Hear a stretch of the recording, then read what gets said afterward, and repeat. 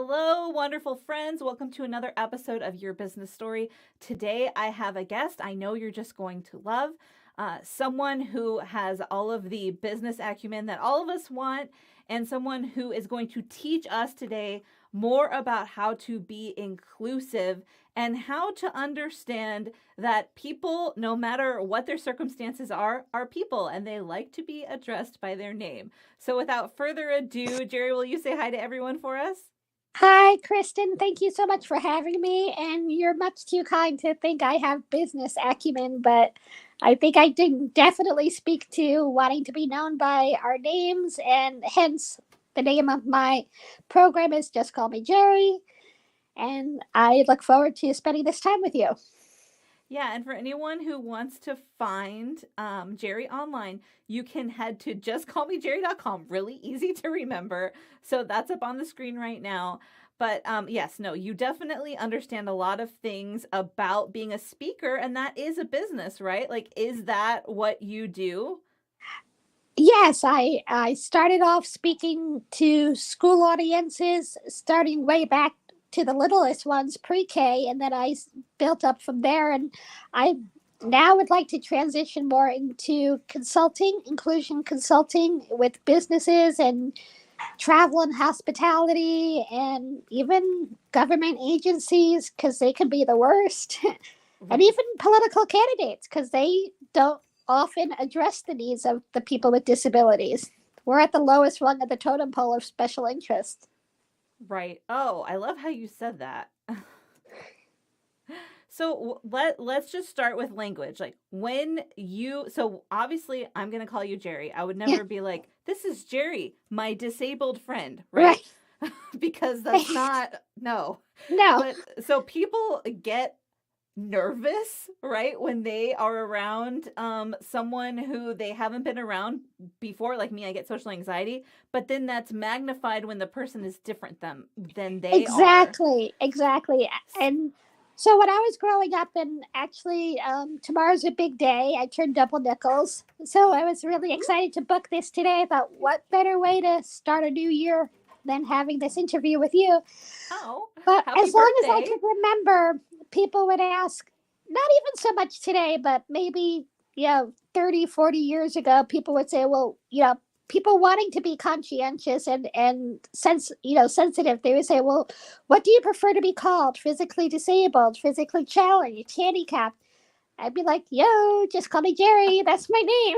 Right. um, and in my school presentations, I start off, that's my first slide is, the name, Just Call Me Geri. And I say to them, do you want to be known as the girl with the purple top, or to other ones who might be wearing a Nike sweatshirt, do you want to be known as the person wearing the Nike sweatshirt? Which actually maybe they do, but still, I said, our names are our most important identifiers about ourselves. This is who we are. This is one of the first things that we're given when we're born. So that's most important. So I appreciate you saying, this is Geri, my disciple. Obviously, no, nobody says that. This is, No. Kristin, my woman friend who wears Right. fun glasses, although you do. Um, but it's Yeah, also it's just just sort of that they getting don't to need know to the put person that in as just there. anybody else. I mean, Right. and I know that adults, especially, even though they've lived a lot longer, they can be more uncomfortable with people with disabilities. I think it's more because of a fear that somehow they might become disabled in some way, shape, manner, or form. But with kids, which is especially how I started way back with pre-K, their world is so small. So when they see somebody with a disability, they think automatically something's wrong. But when I start talking with them, which was a purposeful thing, is that when they got to know me, it's like, oh, that's just Geri. And that came from my growing up going to public schools, actually 50 years ago. This is a milestone 50 years ago when I started kindergarten. And in 1972, the law didn't mandate public schools except disabled students or students with special needs or what have you. And Byram Hill School District said yes. And all these years later, I still credit those kids who accepted me because, again, kindergarten age kids are most welcoming. The parents, on the other hand, I found out in the last 15 to 20 years that they didn't want me to start kindergarten with their children. What? But my parents, the principal, the school district, they were committed to having me start. And then all these years later, we had neighborhood schools, and when we met with the other neighborhood schools at 5th grade and middle school, I wondered what the other kids thought. And years later, I would ask them, the power of social media. I would reconnect with schoolmates and classmates, and they said, hey, we were surprised, but we just took our lead from the Coleman Hill kids, how they treated you, and you were just one of us. And then all those many years later, in 2015, which was a really difficult year for me, I somehow found myself organizing our 30th reunion. And I said the words I never got to say when we were in high school. I said, thank you for accepting me, because I was able to go off to college knowing I would be okay. And they said to me that I never gave them a reason to treat me anything else, because to them, I was just Geri. Hence the kind of the title of the program again. Yeah, so do you think then, and I know like, okay, this is how it works with everyone, right? And I think that's what you're saying is like treat everyone the same and consider everyone when you're making decisions. Mm-hmm. But when we are constantly told by someone else that we can't do something or we can't be something, then that affects our mental state, right?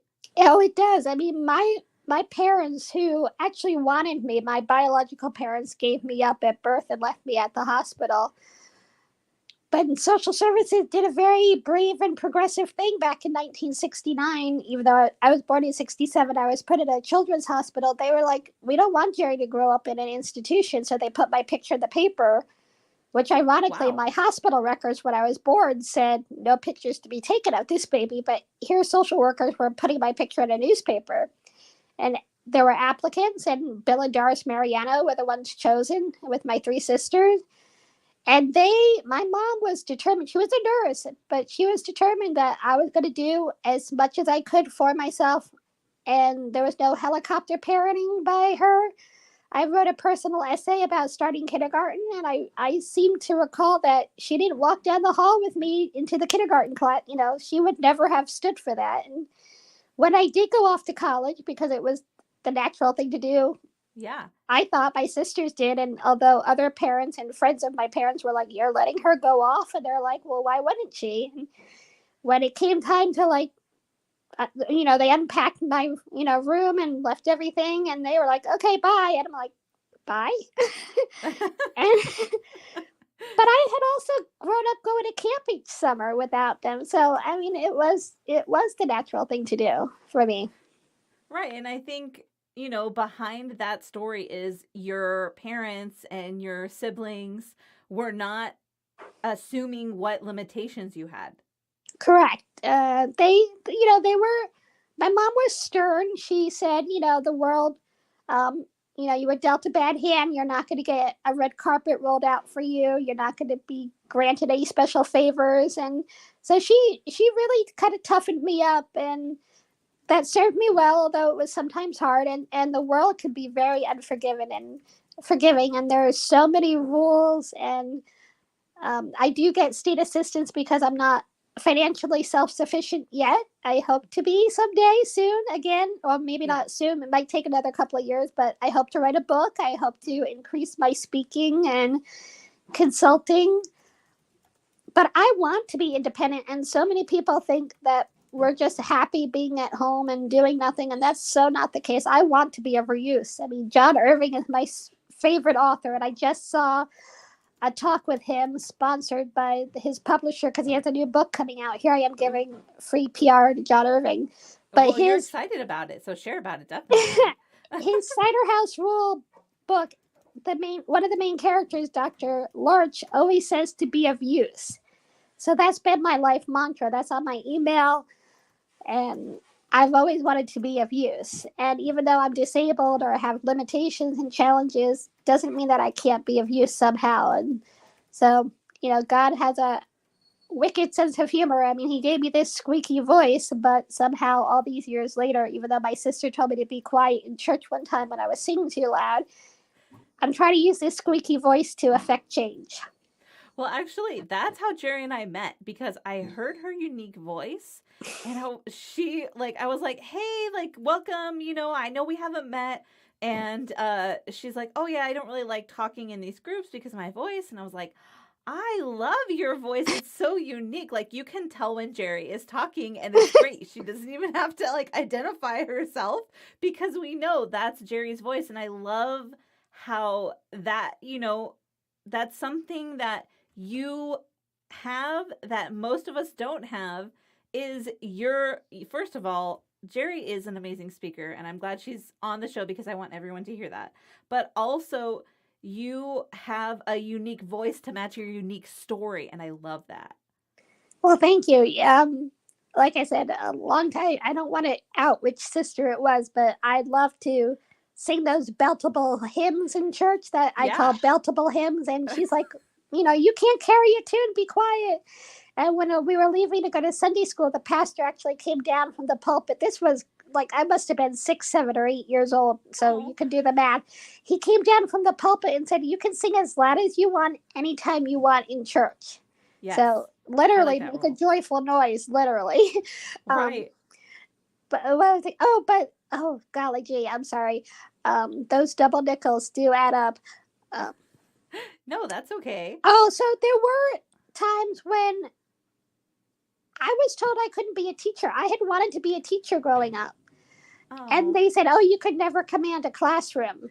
What? I also wanted to be an architect. I loved Brady Bunch, and I loved what Mike Brady did. I wanted to be an architect, and I had a high school drafting teacher. I took drafting. He's like, you'll never be able to be an architect because of the huge drafting tables. I don't even know if people use drafting tables anymore because everything's so digital, but it's too late to kind of iPad. Yeah.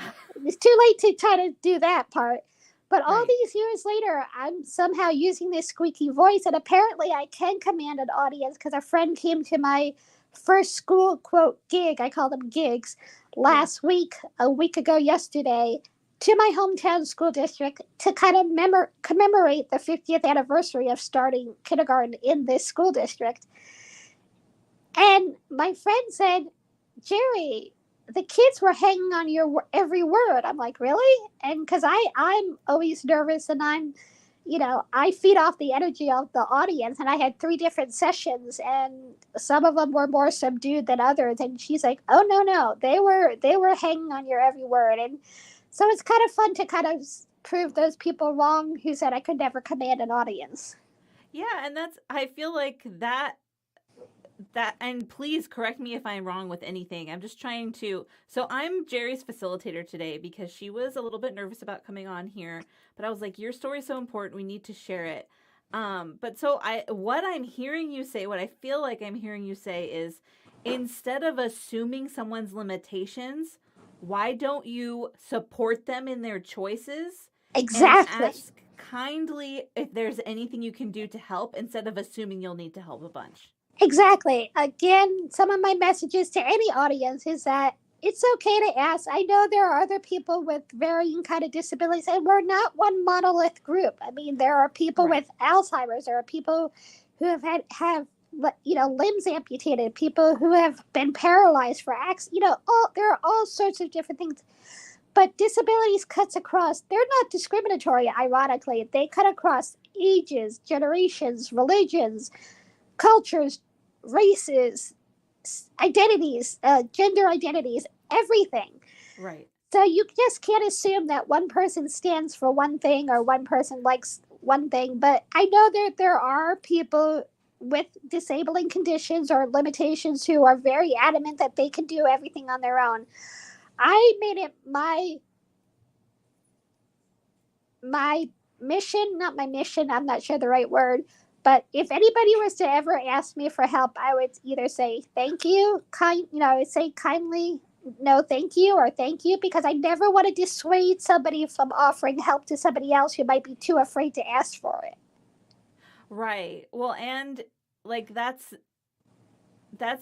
you have also the right to refuse help, and I feel like some people are like, you have to let me help you. But that's not actually the case either, right? Where you're like, I don't always need help for everything. Like, let me do the things I can do. Right, exactly. And but I'm nice about it because I'm not going to Right. be militant or like, be rude because, again, I don't want to dissuade anybody from offering help to somebody else. But I would hope that people who do offer help, that they're not offended and they do it out of the pureness of their heart and they want to help.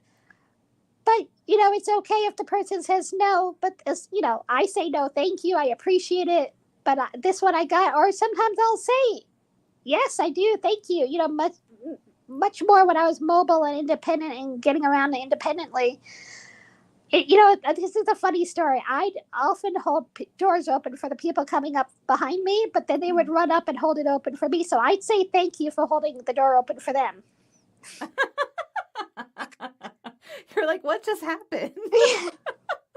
Because I want to be of use too, so I always thought that's the polite thing to do, is to hold doors open. And but somebody would see somebody walking with prosthetics and a cane when I was still walking with prosthetics and a cane. And, Right. I have very short arms. And they probably thought, oh, she's struggling. And I'm actually have pretty strong arms. And so I'd be holding the door open for them. I just love that. It was just always a fun thing. I'm like, okay, thank you. Yeah. Well, and like, that's something that we all have to work on, is allowing other people to help us, because Yes. that enhances their life too when we allow them to help. And I am extremely stubborn, and I have 3 stubborn children. 3 out of 3. And I do have difficulty with that, and I really feel like I can see it clearly when I talk to my Mima, because she's so determined not to let me help. And I'm like, Mima, you've helped me all these years. Like, can't I help you back? And she'll just be like, oh, all right. But it helps our relationship. I think it helps how we interact as humans. Like, do you feel like you would love more opportunities to help others and they're just not open to it? Yes, and that's why I would like to do more consulting and more speaking, because I think maybe I've been told by many people to write, I'll quote the words, that dang book, or that other word, that Right. D word book. And because they think for some reason I do have interesting stories to tell and lessons to share and perspective. I certainly have. I feel like I could live inside of a John Irving book because my life is so absurd in so many ways. But his books have absurd characters with absurdities of life, yet they find the humanity in all of them. Right. And I think, my life has been chock full of humanity from other people. And it's a little difficult because I've had people say, you have to let people help you, Geri. And as you often hear about volunteering, the volunteers get more out of volunteering than the place where they're volunteering, And sometimes people have said to me, which is not so much a hard pill to swallow, but it's humbling. They say, Geri, people want to help you. It's not to make themselves feel good, but it's just something they get out of it. And so they said, allow yourself to be that vessel, which is a hard pill to swallow, because as much as I want to be the vessel, and I wrote another essay a long time ago where I said, I want to be the helper more than the helpee. I'm tired of being the helpee. Right. I want to be the helper. But, if this is part of what I'm supposed to do in life, then I guess I have to come to terms with that, which is maybe part of what writing that book is supposed to be about. Yes, I know. I don't want to talk too much about that unless you want to, but I got to read the first chapter of Geri's book in progress, and her story is so honestly interesting, right? Like, it's not like I'm reading and I am so sad and depressed to read your story, and I feel like someone who's reading your book might expect that. No, it's like, these are the circumstances, this is how I responded, and this is how I chose to move on and pursue my own goals. And for me, reading it, I'm like, this is like any other business book, you know? Yeah, I did have somebody say to me, "So what's your hook?" I'm like, "I need a hook." I mean, I've Right. read memoirs of people who have, talked about their difficult childhood in foster care, or addiction, or dysfunctional family, or parents who are addicted, and I'm like, did they necessarily? Isn't it just about survival? So I think my book is just about survival. I've used this analogy in many of my writings about the flame of hope. And in my darkest days, the flame has gone very down, it's gone down to embers. The smoke has always swirled, but it's never gone completely black. So that ember has never gone completely out. Sometimes the flame is, flickering wildly, and other times it's, very, softer, going down to ember. But I've just found a way to keep going. It's not easy, not always, and I've had a few tough breaks over the last 7 to 10 years. But like I said, God has a wicked sense of humor, and maybe now using this squeaky voice is what I'm supposed to do.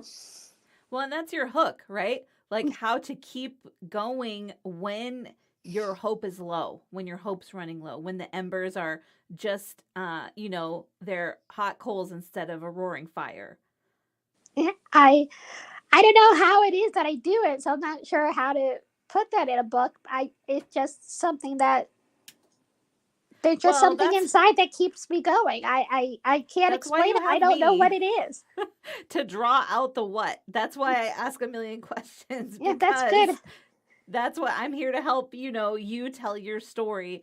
And I do want to, I have made some notes and I would love to have them go over them with you, just because I feel like you are a champion for inclusivity, right? Like that's what you want in the world. And I was hoping that, we could help people who want to be more inclusive understand how to treat people who may have a different life experience than they do. So I'm going to read this and you tell me if it's right or if we need to make any changes, okay? Okay, sounds good. All right, so when you have a friend or family member or you meet someone who has disabilities, treat them like you would any other person, as far as calling them by their name and understanding that they are a unique individual just like you. Allow them to state their own limitations, give them room to refuse help, and give them an opportunity to help you. Absolutely spot on, Kristin. Again, okay, I'm gonna post this on the screen just so people can see it, because I know everyone gets so nervous. This is what you do. Instead of getting nervous, you think about everyone you meet as a person like you who has a unique personality and has unique limitations, and just be open to having help from everyone, right? Even people who are able-bodied, like you said, people can accept help. It's not a sign of weakness. And whether it's students or other audiences, I usually tend to open with what's happening, the news of the day, the sports of the day, especially with the students. The Mets didn't make it very far. The Yankees now have lost 2 games.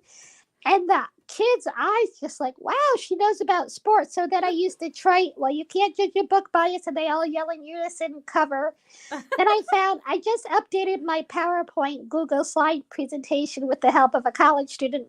And we found a really nice quote that says, basically, you can't judge a book by its cover because you'll never know what story you might be missing inside. Oh, yeah, that's good. That is so good. That's true. And your story is amazing. And the last thing that I would love for you to do is, I think one of the ways that we can help other people understand what our limitations are, like my limitations channel around social anxiety, because I experience panic attacks and they're pretty debilitating. So I tell people like the different things that I do when I'm experiencing that, just so they can understand me and have a point of reference.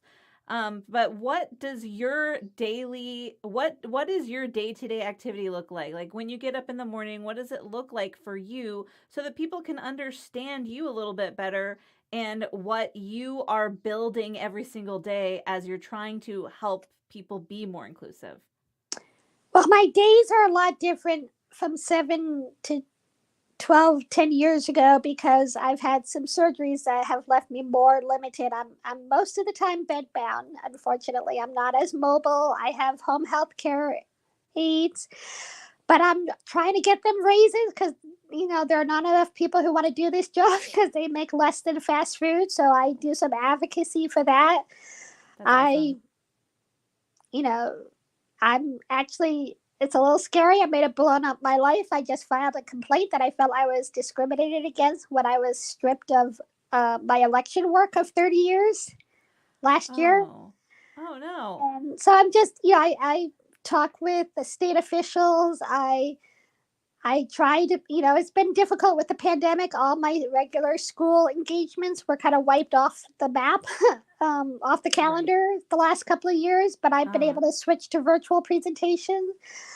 I did a presentation to Durham College last January up in Canada, no less, about social justice. So I just try to keep raising these issues, and we're all, like I said, there are very different groups that get attention, but people with disabilities were often overlooked. We're not seen as a block that has purchasing power, which incenses me no end.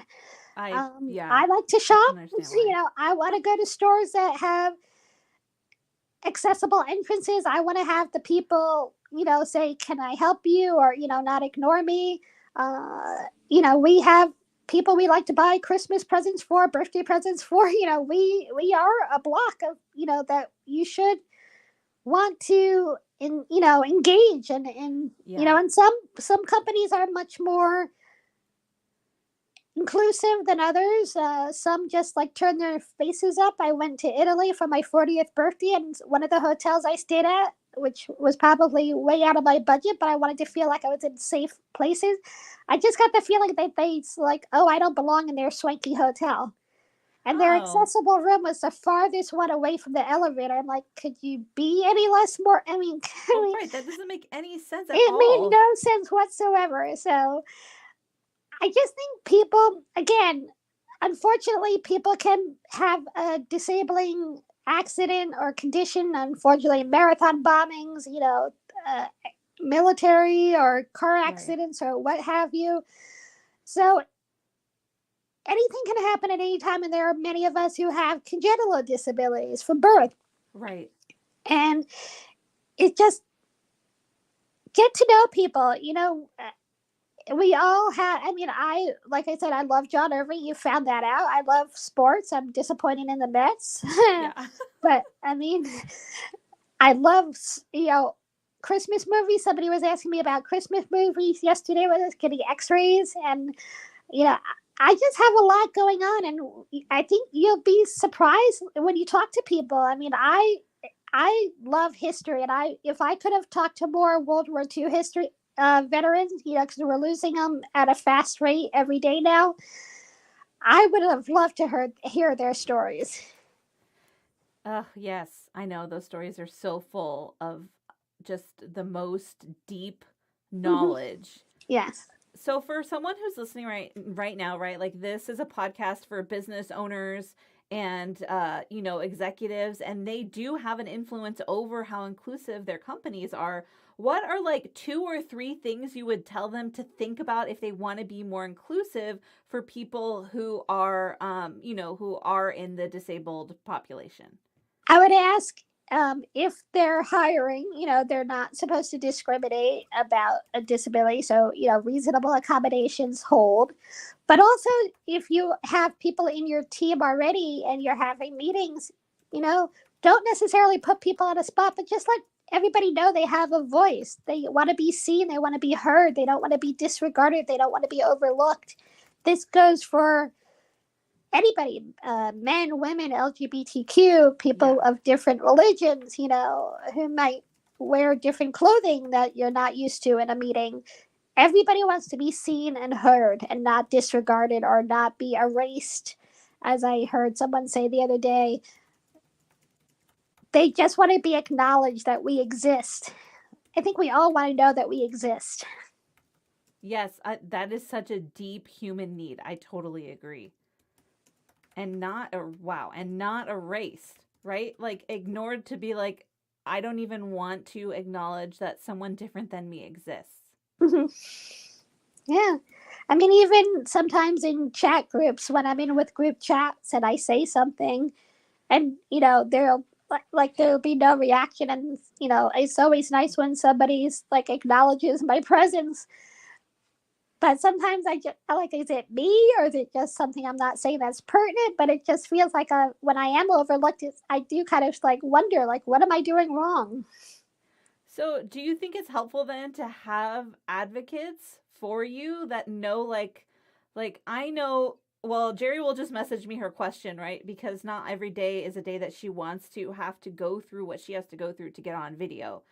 And because she doesn't show up on video, and there are a lot of big personalities in the group that we're in together, like, do you feel like there need to be more advocates for people who necessarily don't feel they can show up or aren't able to show up the same way that others are? Yes, I mean, certainly, it's this is separate. This is a separate issue, but even in hospitals, I was getting scans yesterday, and we were just talking differently. But I've often talked about, for people of a certain generation who may know this movie, Terms of Endearment. I'm a single woman. My parents are both gone. My remaining sisters live, out of state. I don't have a Shirley MacLaine character who will pound on the nurse's station. A scene from that Terms of Endearment movie, and we're often overlooked in hospitals and in healthcare, places, because and especially me with this squeaky voice, the more upset I get, my voice goes up a few octaves, and it does not help my case. I'm definitely not a Kathleen Turner sounding person or a, James Earl Jones. And my aide said yes today to me when I went off for my scans without her. She's like, "How was it?" I'm like, "They said I was their best patient all day." And she's like, "Really?" I said, "Listen, Anna," I said, "I'm only upset when people don't listen to me or don't want to hear what I have to say. I'm very nice as long as people believe or trust that I know what I'm talking about for myself." Right, right. And I think that in general is a problem with healthcare because I experience that as well, where I'm talking to my doctor and I know he has notes and he's saying all these things that he said to me before, and I'm like, I already do all that. Why are you making me feel bad again when you know that I already do everything you say? Yeah, and I went to new doctors to hopefully see if they can help figure out what went wrong in these other surgeries, and they're like, "We want to help you." And I said, "I'm so far not a textbook. I'm not even in a textbook that will be written from 10 years from now." And Right. they laughed, and they're like, "Yeah, we understand, and you want to have people who want the challenges too, who want to take on a puzzle." And I asked the kids, don't you feel accomplished when you've done a Rubik's Cube or you've figured out a hard math problem? You would think people want to have these challenges. Yes. I know. I know. And you and I are both that way because we're lifelong learners and we're like life is a puzzle for us and we're Yeah, enjoying figuring it out. But not everyone is that way and I can understand what you're saying. yeah. I'm actually going to a trip to Arizona. I haven't traveled in a little while for a fun reason. And my two aunts and my cousin, we are 10 years apart. So they're all out in Arizona, and I'm making this big trip, but it's a lot of people might think I lay around in bed all day, but it's exhausting because I have to figure out the logistics of this and that, the airlines, Right. the van rental, the hotels, how high the bed is, all that stuff. There's a lot to go into being me that people may not understand. Well, and that's the thing, right? Is you're saying like just ask me about it, Yeah. right? Like not, give me a space to share about this because this is my life. Unfortunately, one of the messages I got from my mom, and I'm sorry, mom, but she said, you're not allowed to feel sorry for yourself, Jerry. You can't let people see, the difficulties. And it's been a really kind of push pull over all these years because I have kept quiet. Like you said in the group that we're in, I do tend to keep quiet or I don't speak up. But and like there was a comment today about standing up, and I was like, oh, do I draw attention to the fact that sometimes we can't stand up or walk around in a space? And Right. I'm like, no. And yet, without sharing, how do people understand? So and maybe that's again the purpose of writing the book, is that it's okay to share some of the difficulties, because and even I've had friends who have had, cancer and breast cancer. Unfortunately, a sister of mine died of kidney cancer. Oh, But they always say people, the people who have the condition, they want to be asked. They want to share. And right. people, again, are uncomfortable because they're somehow afraid it's going to happen to them. Right. Or they just don't know how to have that space Mm-hmm. for the pain, right? Mm-hmm. And meet it with compassion. Right. But yet, as I say to the audiences, if would you want somebody to help you if you were struggling? So why wouldn't you help somebody else? So just think about, it's again trite maybe, but the golden rule: do unto others.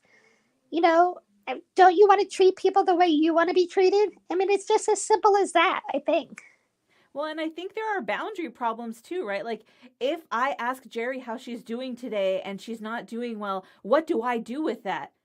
Like it's not my responsibility to fix things for you, just like I can't even fix certain things for myself. Right. But You don't have to fix things. You don't right. have to necessarily feel like bad. I don't, again, that was the message of my mom. You can't make people feel bad, but it's okay to say, I understand and I'm sorry, or I'm here for you. What can I Right. do for you? Do you need this? Or, again, Yes. like people who have suffered a loss or who have had cancer, like offer tangible things, either say, Right. can I do this for you? Or what specific help do you need? Yeah, and I've had to learn to do that with my teenagers because I kind of just go into fix it mode. That's my personality, and I've learned that that can be extremely irritating to them. So I've had to learn to say, "Okay, do you just want me to listen or do you want me to offer solutions?" That's that's good because sometimes kids just do want to vent. And I know that I've had a lot of friends who said they've learned more from driving their kids around to activities with their friends in the back seat, and that you're just listening and you're hearing. That's right. And Yeah. So I think, one thing that our listeners can do is if you know someone who's struggling, whatever their struggle is, you can open space for them to share without feeling like you have to solve their problem. And that's a huge step forward. and please don't feel like I'm or anybody is doing this to bum you out. It's just that we need that release, and we need to know it's safe to share what we're going through. Yeah, I love that. Thank you so much for sharing that. I feel like it's going to help a lot of different people. So before we go, because we're running out of time, Yeah, I would love to have you on for more conversations because I love talking to you, Geri. I love Um, talking to you, and I love your glasses. Can I say that? I love. I Thank guess you. I did. I These are my favorite ones. Like I had people vote and no one voted for these as their favorite, but these are my favorite I love actually. them. I definitely think they're great. So for people who are looking to work with someone who can help them with inclusivity as far as like practical and just thought inclusivity, right? What is the best way for them to reach you? Well, they can go onto my website, justcallmegeri.com. I have a contact. My phone. My people can feel free to call me anytime. I don't have a calendar system yet, but I'm pretty available most of the time. So just email me. I have a really good response rate. I have Instagram. You can message me there. I have a YouTube channel. I mean, there are a lot of different places you can find me, but probably the best way is to email me, Geri at justcallmegeri.com. Sometimes I get frustrated. I think there's too many Geris all around, but it's Geri at justcallmegeri.com is my email. Okay, let's see. Is this right? Yep.